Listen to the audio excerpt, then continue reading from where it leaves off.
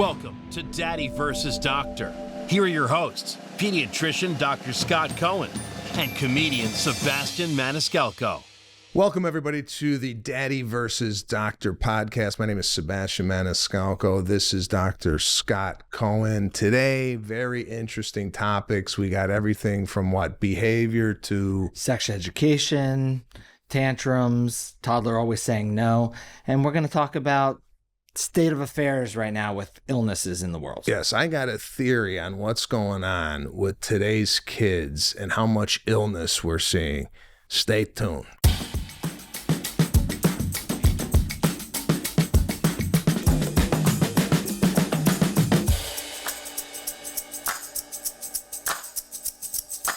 So a lot of different topics today on the show, ranging from sex education to tantrums to what else came in today? Pooping, behavior, which is always a big one. What I want to get into today is a little kind of something new to the show. Okay. It's current. It's what's happening right now in Los Angeles, although this might air several weeks after this. A lot of illness going on right now, ripping through schools, hand, foot, and mouth, RSV. Now I'm hearing strep throat. What the hell is going on with all this illness? And you, as a pediatrician, seeing this on a day-to-day, is this just another day at the office? Or are you going, is there something going on? Which I believe something is going on with illness in kids that we did not see 40 years ago. Right. Now, I may be attributing to everything's a lot more mobile now, where you got people migrating from state to state, and maybe 40 years ago, people basically grew up in the city that they are from. Is it a migration issue? Are you seeing a problem with this? Or am I seeing a problem with this because I'm a parent now and I'm like in the weeds? So I think it's multifactorial. I think we are absolutely seeing much more volume of illness this year. As a pediatrician, these aren't illnesses that are new to us. We always saw RSV and hand, foot, and mouth and strep throat and all these illnesses. But the sheer volume, you're right, this year has increased. And I think there's a couple reasons.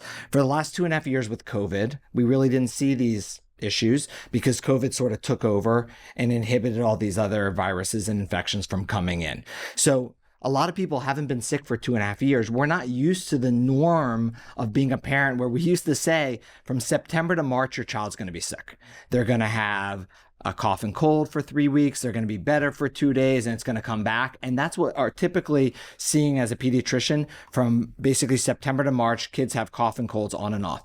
What we don't realize as parents is most children get 10 to 12 colds or illnesses in the first 2 years of their life.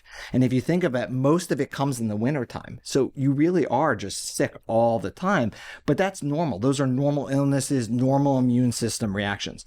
I saw a great meme the other day, which was basically that RSV was in the gym working out while COVID was out. It's just been pumping iron. And then COVID left and it just came out 10 times stronger.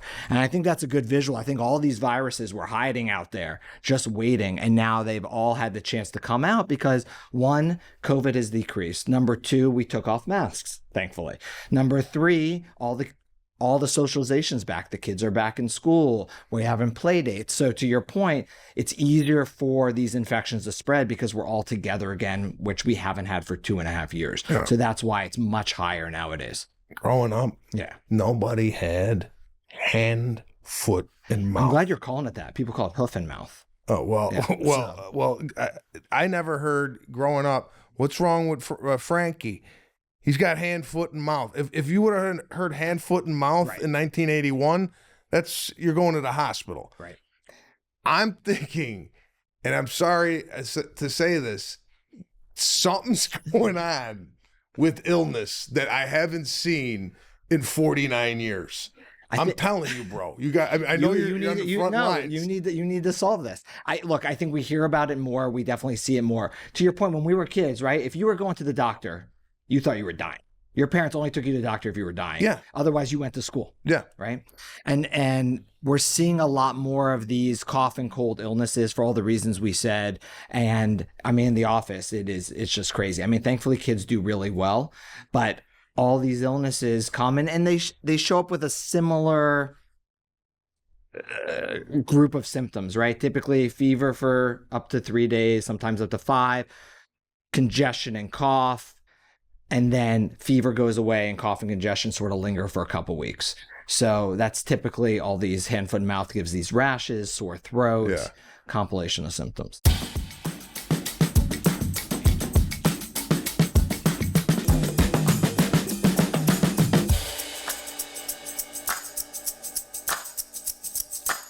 Adrian, what's going on, man? What, Gentlemen, how are you? are you on the run? Yeah, I'm running away from my problems. No, I'm actually. Yeah, go ahead. No, actually, what are you doing? No, I'm working. That's why. That's what I was you're going to working. tell you guys. I'm at work right now, and I'm trying to run away to have this intimate conversation. So, Adrian, I have a 12 and a 14-year-old, 2 girls. So I heard you were coming on the show to tell me how to talk to them about sex. So I really appreciate you being here. Go for it. Let me know how to do it, please. I need a pediatrician and a comedian to tell me how to do it. So That's funny because I called Sebastian for him to tell me how to do it. So we're all in the same boat. so this is all Sebastian right now then. All right. But yeah. I mean, my wife and I are running into is, trying to have that talk. And the big reason why is because the kids are heading into high school next year, completely different environment than middle school. And in their middle school environment, like when I was growing up, I remember talking to them and to my wife about having crushes, like a 5th grade crush, even a 3rd grade crush, and her likewise, just having these kind of feelings. But we see that that's not happening a lot with our kids. They seem very comfortable in their environment. We ask them, do you have a crush on someone you like? And no, they're like, no, we don't. So we're okay with having the conversation. It's just hasn't presented itself. So I don't know if it's something in their environment, something that I don't know if they're lacking that we had as kids as far as intimacy or sexuality.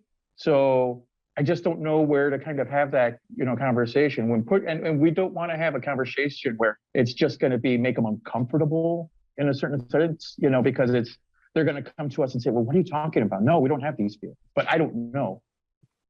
How did you hear about it? So I was making out at a young age in the backyard. I would set up these little lawn chairs and make like a little fort and bring this girl, Kathy, into my fort. Now, I kind of found out through trial and error. I was never really sat down and told about the birds and the bees other than in 5th grade when they had the presentation and what have you. So I mean, I don't think they really, I don't even think my mom knew I was having sex at 16. It was not a big topic in the house. In regards to Adrian's question, do you bring it up out of the blue, or is this something that you're covering in the office when they come in? Do you start saying, hey, you having sex yet? Right. Very bluntly, first thing when they walk in, it's Tuesday, are you having sex yet? No. I think it really depends on the child because every child's maturity level and their questions can be different. And it doesn't have to be out of the blue. I think there's a lot of teachable moments in life. Something they ask you about a class they're taking. Like you mentioned, 5th grade, they usually do a health class about the human body and puberty. So that's a teachable moment about how your body's changing. 7th grade and often 9th grade, they'll do these health and sex education classes where they're talking more about sexually transmitted diseases, pregnancy. So asking questions about what they're hearing in school, what they know, what they're interested in. I think going about it following their cues may be a better way than having an uncomfortable situation. But at the same time, I don't think it's going to be one conversation. I think there may be multiple conversations. You know, I sit with 7th graders that you can just tell when you talk to them, their maturity level, they're not ready, and they're not even thinking about relationships or sexual interactions at all. So you broach other things first leading up to that. I have 7th graders who come in and seem to know much more than I know. So then it's a different conversation. So I think it depends on the child. I remember with my first daughter in 7th grade, talking to her about these things, and it was a lot of la, la, la, la, la. My little one was like, tell me more, tell me more, tell me more. She always wanted to, she was more interested in it. So I think every child's different. You have a son and a daughter? They're twins. Twins. Yeah, same age. So do you set them down together, or is this like you? No, it was never so, you know, straightforward, sit down, let's talk about sex. It was as things came up, as questions came up, as experiences happened, then we went into those discussions. And I think there are a lot of those teachable moments. You're watching TV with them and there may be a kissing scene, or they're talking about their friends starting relationships, or they're starting relationships, or they're talking about how their body changes. Those are good ways to ask questions about those things. What do you know? What questions do you have? And I think being very honest, you know, not making up names for private parts.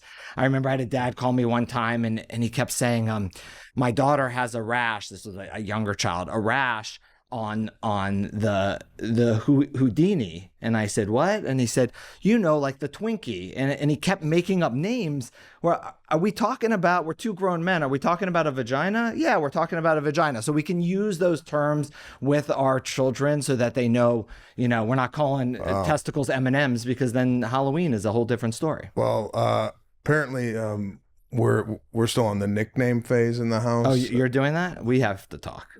Well, no, like Serafina calls it her coochie wapta. Uh-huh. So do I go, no, it's your vagina? You can say, you can use the real term. You can mention it as a real term. She can call it that, but you can say. But have your kids, Adrian, have they asked you questions, or you're just sort of preempting? Haven't. Yeah. We're preempting. I think we want to make sure, and again, especially because they're rolling into high school, and so one of the things that we got in perspective about them going into high school that I never really thought of, that we never really thought of, is they're children that eventually are going to be also commingling with young adults, right? You know, with 17, 18-year-olds, and that perspective is much different than it is for a 13 or 14-year-old rolling into high school. So it's more preemptive. We're trying to be proactive with this conversation. But current state, as kind of to what you mentioned, it doesn't seem that there's anything that's triggering those conversations, whether it be at home with us, and we're comfortable with having the conversations like that with them. Right. It just hasn't, you know, presented itself. Right. And, you know, none of what their environment is presenting that conversation to take place. We just want to be as proactive as possible, but we don't want to make them uncomfortable. We wanted to relate to something that they're exposed to, more likely at school or anything else, and be ready to present that. It just hasn't happened. And I think I just want to make sure that they're prepared for those conversations or those perspectives once, so let's say, something does happen or something presents itself to them. And that's why I think being proactive and opening those lines of communication are good. You can say to them, hey, if you ever have any questions, that's why we're here. Let's talk about it. And then finding these teachable moments where, as topics come up with other boys and girls at school, relationships, and like you said, it's not just one conversation with one person. It is something the school classes are going to be talking about. Other kids are going to be talking about. Hopefully their pediatrician is talking to them about it. So as these things come together, there are, again, moments that we can, you know, layer and discuss. You know, books. There are lots of books, because you have to remember, right? Anything they hear from you is going to be better than another kid at school or the internet. Right. And that's the bottom line. We tell these kids, anything you hear from your friends, 50% is wrong. Not because they mean to lie, they just don't have all the information. So being open and honest and opening those lines of communication and being proactive, I think, is a good thing. I think you're doing it right, and sort of following their cues with it. Okay. And even though they're twins, right? They're individuals. So they may have different ideas and come at it a different way and be ready at it at a different time. Yeah. Okay. Yeah. All right. So it sounds like as if we're in the right track then. Yeah. Thanks, Adrian. Really hope appreciate so. your time. You know what I'm more concerned about? You taking company time to talk about sex education to two strangers. Hey, you know what? Family values come first, you know? I mean, I have to think of the family, you know? So that's why I'm hiding in the broom closet to make sure I have these conversations with you guys. Well, thanks for calling in, brother. We do appreciate it. Likewise. I appreciate big fan Sebastian and now a bigger fan of Dr. Cole. Hey, thank you Take so it much. easy. We'll get all the kids together. Let's just give it to them straight. Yeah. All right. Full sex talk. That's right. That's what Thanks we need. a lot. Thanks, Adrian. Now, Thank you. do you believe in, because I was kind of scared into wearing a condom or like my mother always said, you better not get anybody pregnant. That was like prevalent in the house. Yeah. And I kind of adhered to that. Okay. Is that something that is recommended when having, I mean, obviously you want your kids to be safe, but I think it was like beaten into me where I had a condom constantly. You were wearing it to available. school? Yeah, I put it on. Just in case. Just wasn't walking around. Yeah, no, we talk about obviously safe sex practices. The most important thing we tell all kids, obviously, the only 100% way to prevent a pregnancy or sexually transmitted disease is abstinence. Yes. That's a good word for you. And not having sex. And then if there comes a time, obviously some form of protection. You know, to your point, I remember going to sleepaway camp. I was like 12. They give you a list of the clothes and the deodorant, how many pairs of everything to go. And my mom took me to CVS and we're going around the aisles and we're checking off the list and we get to the checkout and there's a box of condoms. And I said, Mom, what's this? And she goes, well, you never know. We never had to talk about it at all. She said, you never know. I said, well, I know. I'm not going to need those. It wasn't anywhere close. Wasn't in that headspace at all. Those things expired before I ever used them. So, yeah, I still have them. Can a condom expire? Yeah, I think they have expiration dates. Yeah, I know, but like, is that just for legality? Or I think now you're asking me like condom questions, pediatric condom questions. I'm just saying, if you're in the office and kids are asking, more risk of breaking. If they have, spermicide on them, there's probably a, use by date. Oh yeah, like, what was that? Wasn't the spermicide supposed to kill the sperm just in case it did escape? Another level of protection. Gotcha. This is good. There we go. That's First good. sex I'm helping question. out your. Yeah, your life. Are you wearing a condom right now? No, I do have some in the car just in case. Hi.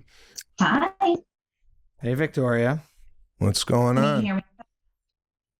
Not much. I'm glad. Thank you for accommodating my time while I'm trying to juggle things at work. Does the boss know you're on the Zoom, or is this something that you're doing on the DL? So the boss probably, am I being recorded now, or how is this working?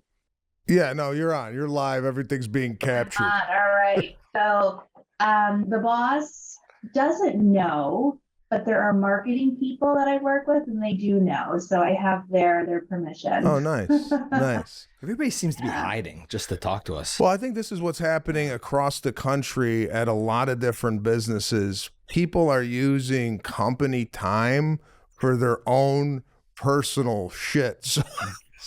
So we don't blame you. I would be doing the same thing. I used to work at United Airlines. Everyone is taken care of. We're good. Oh, good. Well, good.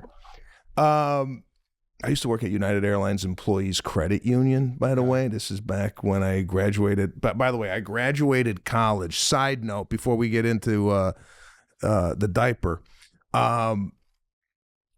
full-blown degree, corporate communications, Right. got a job right out of high school working in data entry at United Airlines Employees Credit Union, $6.50 an hour. What an education. They were lucky to have you. Yep. And I was doing the same thing you were doing. I was using company time to take naps.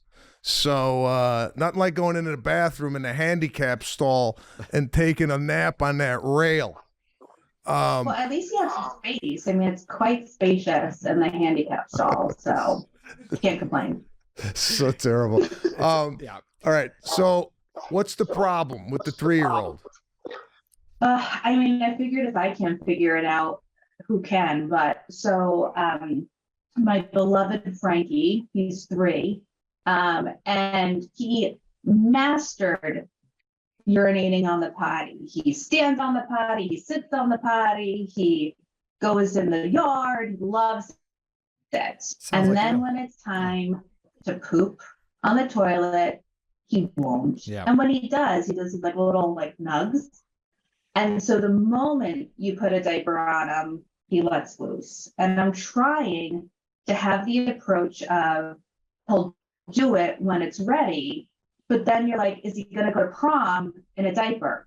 So it's that balance of what else can I do besides, having him do what's comfortable, but also like moving this potty training thing along. Yeah, there was only one kid at my prom that had a diaper on. So I think you're going to be okay there. No, I'm kidding. That's it?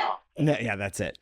That's Dr. Cohen's attempt at doing humor, which At $6.50 an hour, that's what you get from me. Hopefully For he that, wore a brown exactly. Yeah. Did he wear brown tux? Yeah, no. See, now it's just going over the edge. So you know so let him wear the diaper. I know. So as parents, we, our kids are anal retentive and we're even more anal retentive. We just want them. They're peeing in the potty. Why aren't they pooping in the potty? We equate this to intelligence. He's so smart. Why can't he do this? Just do it. But it has nothing to do with this. He has to do it on his own time, because you know that if you don't give him a diaper, what happens? He holds the poop. Then the poop gets hard, right? Then it hurts. Yeah. Then he says, hey, when I poop, it hurts. So I'm going to hold it even more. And it's a vicious cycle that will take longer and longer to potty train. The other thing that I tried to do is, okay, let's wear the diaper. Yes. And sit on the toilet. Yes. So you can poop. No, Ma, I don't want to. Yeah. You may get to that point. So I usually start with, you tell him however you want to poop, honey, you can poop. You want a diaper, I'll give you a diaper.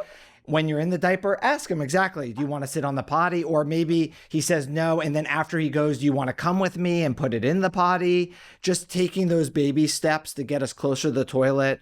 And then eventually he'll sit there and then he'll go. But nobody goes to college with a diaper. And honestly, it happens. But the more you push it and the more you make it a thing in a fight, the more he's going to want to do it and hold it. I mean, at what age do you say, all right, this is, we're getting into... I could add a couple things here. Number one, I want to go back to her statement about the kid going outside. Okay. Now, Caruso, my son, my wife's like, just let him go outside. And I'm like, I don't know if that's a good idea. I don't want him whipping his dick out at 16 at a party, just urinating all over the trees. What's the take on going to the bathroom at a young age on the lawn, on the side of the road? What's the take on that? I think it's nice to teach a child where to go to the bathroom so they know where to go to the bathroom. You're not going to have them standing in your bed and peeing on your mattress. Well, what I'm saying was he's outside. Like we were playing in the backyard, and then my wife's like, yeah, just take it out and do it here. I know we've all done it. I don't think that hurts anything long term, as long as he also knows really this is the place. Because also you don't want him going to school and he's in the yard and he goes in the corner and he says, my dad told me if I see a chain link fence, I can go pee in the corner. That's my concern. And the school, you're going to get a call from the school on that one. So, and number two, my daughter is 5.5 and she's still going, she's urinating in her didiaper at night. Yes. She only wears a diaper at night.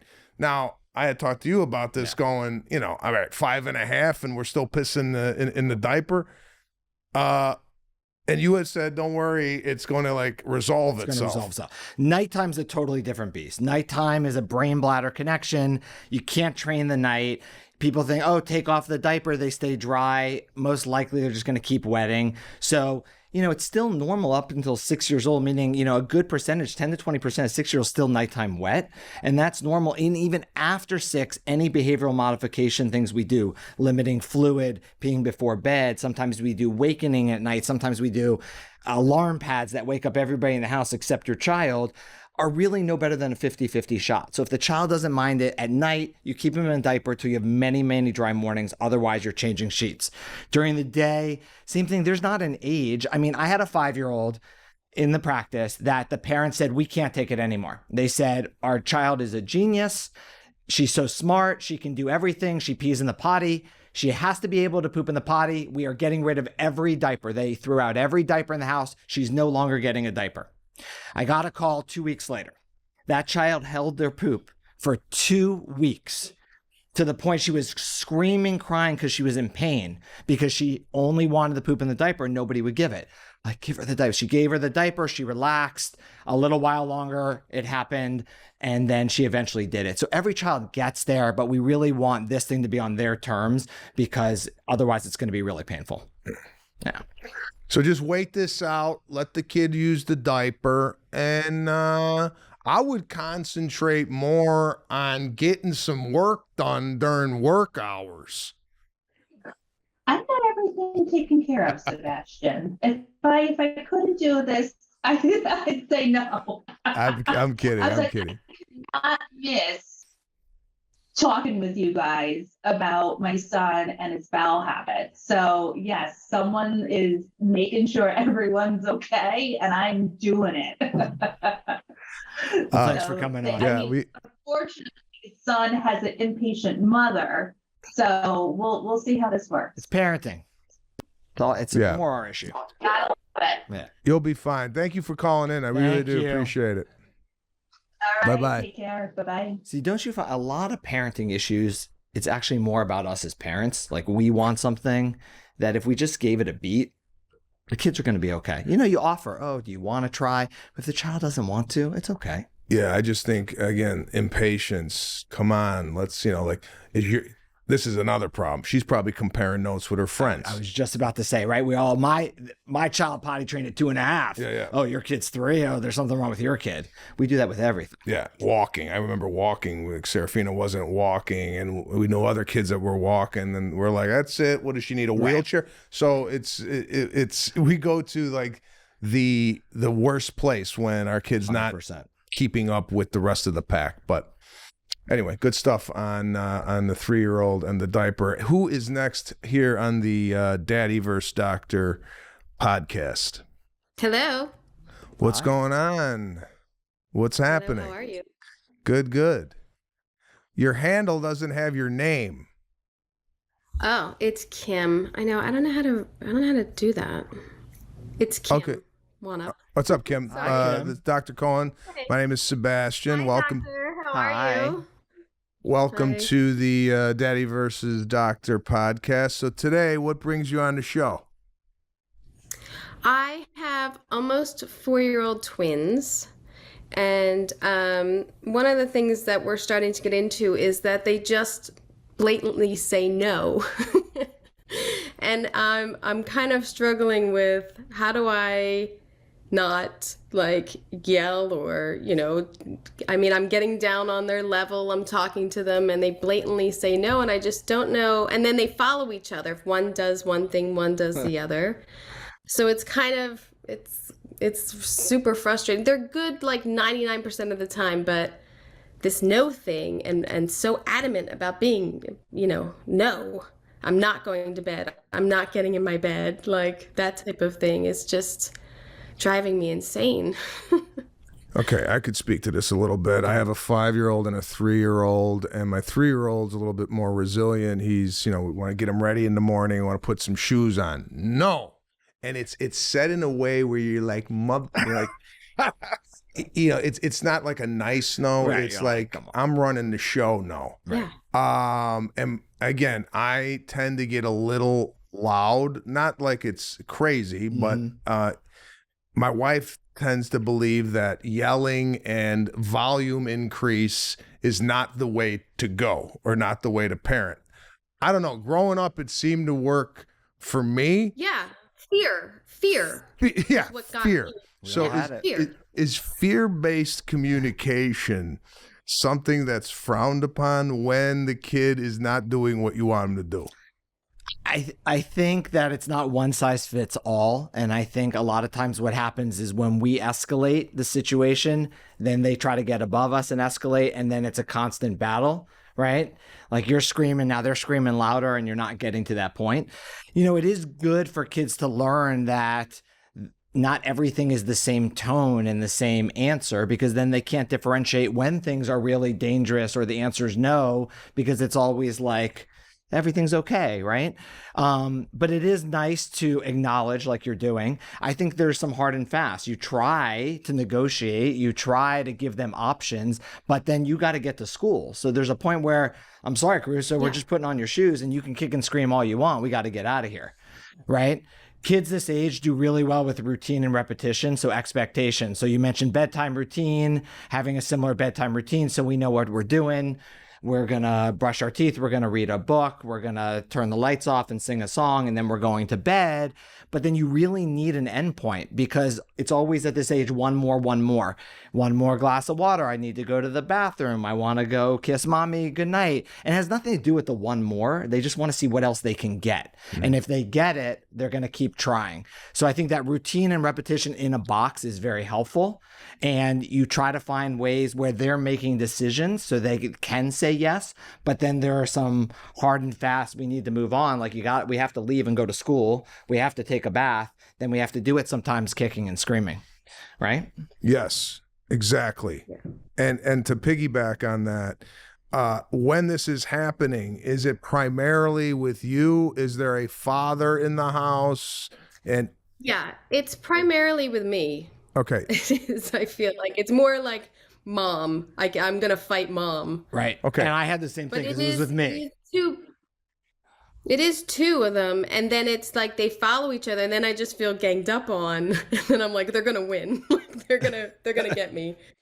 So I do feel like I too, like you get louder and louder, and then I feel like a 3-year-old, and I don't want to do that. And a lot of times I just like, especially with the bedtime stuff, they won't go to sleep, get back in your bed, they won't do it. I just kind of shut the door and I'm like, I can't take it anymore. Right. I'm just going to let you play. I can't take it anymore, but I feel like they're winning. No, but, we talked about that. The parents sort of taking the time out to calm down and come at it a different level. This is a good age. We've talked about positive reinforcement and negative reinforcement. And when you tell a child, great job, and you did poorly, to them, it's the same thing. It's attention in a way, right? Whether it's positive or negative. I don't love just giving a present every time you do something good and a punishment every time you do something bad, because half the time they don't care about either, right? I used to say, oh, if you keep acting like this, we're not going to the birthday party. Then, oh, we're going to the birthday party. I don't want to be here with you for the next 2 hours acting like this. And it was hard for us to go through with the punishment. We talked about the jar with Serafina. So, one nice method rather than just like a sticker chart is having them work toward a goal, which a 4 to 5-year-old could understand. You get a jar, you place a line on the top of the jar, set up a present that they're really looking forward to. It's going to take a while to get there. And you get some pom-poms or something visual. And every time they do things you like, and it can be multiple times a day, you played so nicely with your brother, you listened to mommy, we went to bed on time, you go and put the pom-pom in the jar. And whenever they have these moments that aren't the best moments, when it's done, you go with them and you take the piece out of the jar. And what they're seeing is that there's a rise and fall and you're working toward a goal. And there have been some great studies on this, because what we usually do with kids is the equivalent of telling an employee, at noon, I'm going to walk around, and if you're doing your job, you're going to get a raise. Well, everybody's going to do their job at noon and no other time. But the jar is the idea of any time today, if I walk around and you're doing your job, you're going to get a raise. Everybody's going to really work hard hoping I see them. And that's what we want to do. We want to have them work towards something. Yeah, we haven't done the jar. We've done the sticker board, where we're putting a sticker up and we're working towards a goal. Again, I think a lot of this is, I don't remember growing up and having all these different variations of how to raise kids. Mm-hmm. It just seemed like, okay, mommy and daddy were the authority figures. We listened to them, and that's it. I don't know where the train fell off the tracks with today's kid basically running the house. I mean, right? I mean, I know it's fear. It's that I grew up like, not that I was ever like hit or beat or anything, but if my parents like, raised their voice, I was scared. Like I knew that I was in trouble, and I don't know how they know that they think I'm joking around or something. yeah, what? And Honestly, I don't know where that I happened. know my girls still are laughing at me at 12 and 14. They listen to my wife really well. I mean, I think consistency, and if you're going to do it, you stick with it, because if they know they can get away with things and they get it, if they keep pushing, then they keep pushing. And it's also normal behavior at this age. And we all ended up okay. Whether it was our generation or their generation, the truth is it's not one size fits all. And in the end, we all ended up okay. I mean, you're still afraid of your father. no, yeah, I'm petrified of my family. All right, try to jar. Just jar. Try to jar. See if that works. If not, continue to yell. Yeah, I think so. I gotta enforce some fear in them. That's what I don't want you to feel defeated. You seem defeated. Don't be defeated. Every night at bedtime, I feel defeated. It's such to get two of them to bed at the same time is. You sound like me. I would go in and then it was hell breaking loose, and then I'd be like, "You take it," and my wife could do it in like 2 seconds. Oh. Where do you live? She'll come over. She's great. Yeah, yeah. Have her come over. I do have a medical question if I have. Yeah, sure. The boys are actually just getting over COVID, and I'm in the process.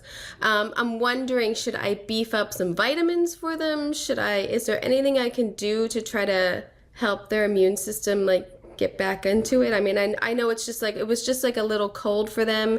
They didn't even have a fever, but they were just very warm. Yeah.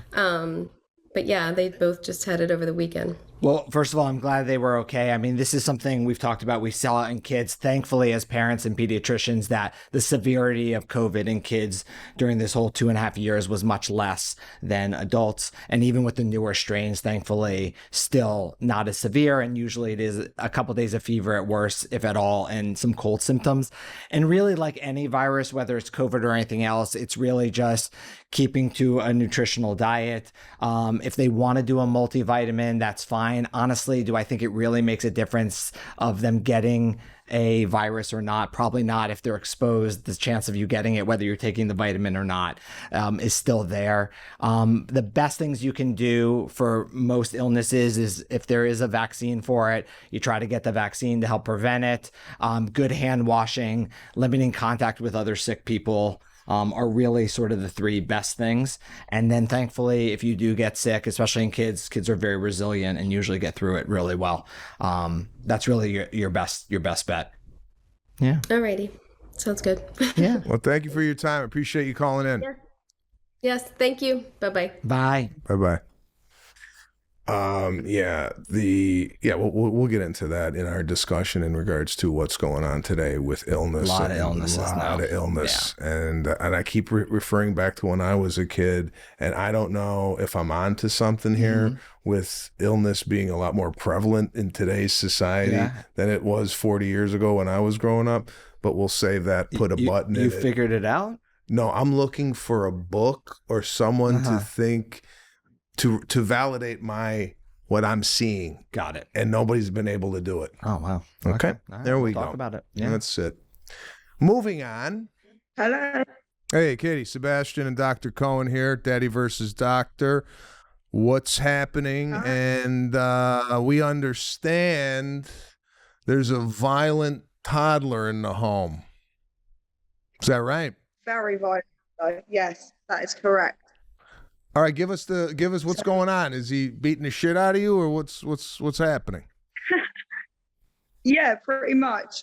So if he doesn't get his own way, then that's it. He's literally throwing tantrums on the floor, and I mean, he's like going. He would go dead weight on the floor. So I'll try and pick him up. I'll try and calm him down. I'll try and give him a cuddle. And then with that, it's just full on attack. He'll punch me. He'll headbutt me. He'll swing his head about.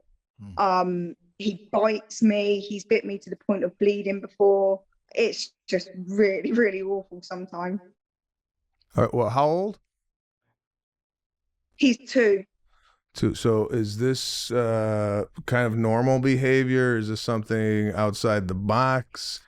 No, I mean, unfortunately, it is normal behavior. I don't think he's going to be a bad child later on in a detention center somewhere. We hear about this behavior a lot, so just know that you're not the only one out there probably feels that way, but absolutely not. And it tends to be a lot of attention-seeking behavior.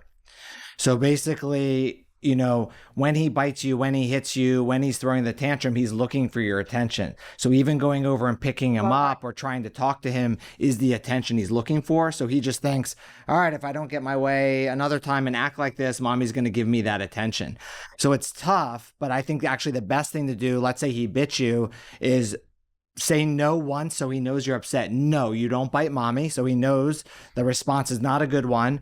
Put him down and walk away and let him have his fit. Right. And that fit could be screaming, banging his head, doing whatever he needs to do. And then when he calms down, you go back to him and pick him up and explain whatever caused it. You can't have the remote control. Here's your truck. You can't bite mommy. That hurts. We love each other. Big hugs. So what you're doing is you're ignoring the behavior. You're ignoring the escalation, but you're giving attention to the calm down.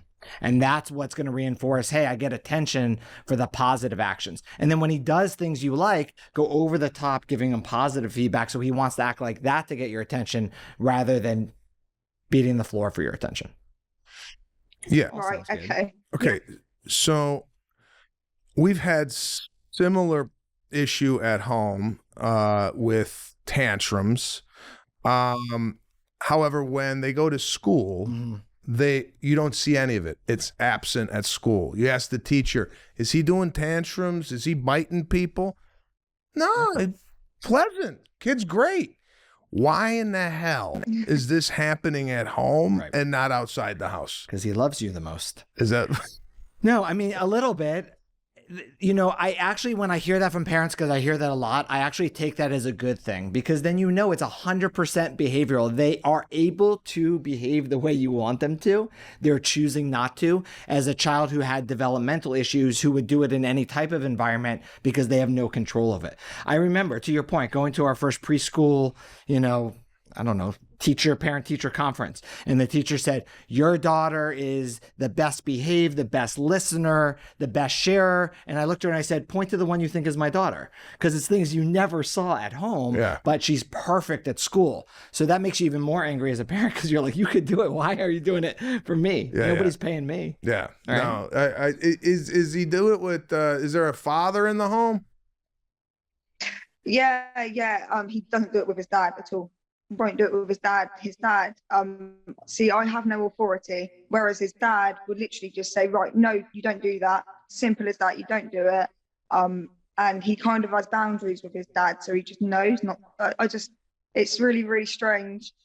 Yeah, I get that a lot. Yeah. So, my son gets away with murder, right? With me, not so much. Right. So is this just a maternal issue with kids where, they're so connected because, obviously they were in the womb, and the father is almost like a stranger? I think, it's who they know they can get away with, because I know, like in my house, it's the exact opposite. So I think a lot of it is the authoritarian discipline of it. So they see your husband as more the authoritarian, and they're not going to get away with it because he's just not going to put up with it. Right. And they get a little more touchy-feely love from you, which is great, but they know they can push it a little more. Yeah. So it's finding that sort of balance, because we don't have to parent the same way as parents, obviously, but. So in summation, reward the good behavior and don't pay attention to the bad behavior. And he should stop this by tomorrow morning. That's great. Fingers crossed, eh? Thanks for calling in. All right. I want to ask you something before we go. It's about Snot. Yeah. Do you think about these the night before? Like, are you just like, I gotta ask Scott about this? Is all this is it just going through the day? Like, I blew Serafina's nose today. I said, blow your nose, and she blew out green, right? So Caruso blew out clear. And then you thought of me, thanks. And then I thought, what a wonderful topic for the show. Yeah. Is there a difference between mucus, green and clear? Yes. but it's not what you think. It's the longer. Let me tell you what I think. Yeah, what do you think? I'm thinking green. I'm thinking we're in the fucking meat of it. Yeah, here. worse infection. We're blowing it out. This is we're getting it all. And clear, I'm thinking it's gonna go away soon. Yeah. So what you're thinking is what most people think. When it gets to green and yellow, it's more severe, and that's not the case. It just means it's been there longer. So the longer mucus is there, it turns colors to green and yellow because of the cells that get into the mucus. It has nothing to do with the severity of the cold. It doesn't actually mean the severity. So I'll give you an example. You'll like this because you like math references because you're so good at math. So a square is a rectangle, but a rectangle is not a square. All right, that's a true statement. When you have like a sinus infection, I'm still lost on that, but I'm going to tell you why. When you have a sinus infection, you typically have yellow, green, thick mucus. Okay. But when you have yellow and green, thick mucus, it doesn't mean you have a sinus infection. My brain don't even. It's great. You're back on it. You're thinking about triangles. No. Yeah, I'm still on the rectangle and how you fit that into the triangle. An analogy that was hard, but. Yeah. But okay, so my hypothesis is wrong on snot. Yes. How about this? Okay. I'm constantly telling the kids, blow your nose. Yeah. Thinking that the more they blow their nose, the quicker the cold's gonna go away. Is that off? Yes. No, I mean, getting the mucus out just makes them feel better, but it doesn't change the length. It's just like treating the fever doesn't make the illness go away sooner. It just makes you feel better. Okay. Right? So all these things are really to make us feel better, make the child feel better, but doesn't shorten the length or duration of the illness, unfortunately. Otherwise, we'd be just having sneezing fests everywhere. Got it. There you have it today on the Daddy versus Doctor show with myself, Sebastian Maniscalco, an award-winning pediatrician, Dr. Scott Cohen. Have no idea what awards he has, but God, did that sound good coming out. Amazing. Thank you.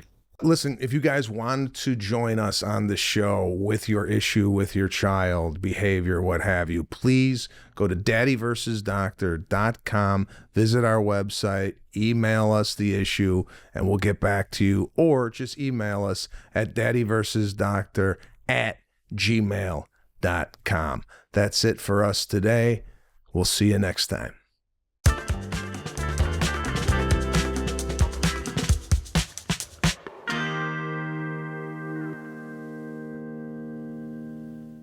The opinions expressed in this program are not intended as professional medical advice, as a diagnosis, as a treatment protocol, or as a substitute for professional medical advice from your physician. Please consider your own medical history and consult with your own physician for your specific healthcare and/or medical needs and about your concerns for yourself and your family.